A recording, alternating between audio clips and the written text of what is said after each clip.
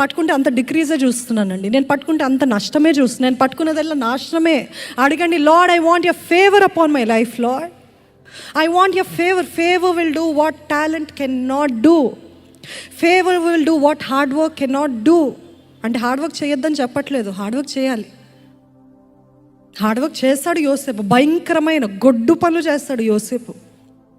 కానీ God's favour, దేవుని దయ, ఆ దయ ఏం చేస్తుందంటే, అది వాళ్ళు చూసారంటే చుట్టుపక్కల ఉన్నవారు, వీరు చేస్తే ఒకలాగా ఉంది, కానీ ఈయన చేస్తే వ్యత్యాసం ఉందేంటి, ఈయన చేస్తే ఒక గొప్ప దీవెన చూస్తున్నాం ఏంటి, ఈయన చేస్తే ఈయన పట్టుకుంటే ఎంత మేలు ఫలితము ఇంక్రీజ్ చూస్తున్నాం ఏంటి అని అందరి కళ్ళు ఆయన పైన పడ్డాయంట. అప్పటికే పడిన తర్వాత ఏమైంది, పోతిఫర్ కళ్ళు కూడా పడ్డాయి. ఓహో, ఈయన చేసేదంతా it's going great, so I'll keep him in my house, so my house will be blessed. Amen. ఈరోజు ఆయన ఫేవర్ అంట రాజుల గృహంలో మనల్ని చేస్తుందండి. ఆమెన్.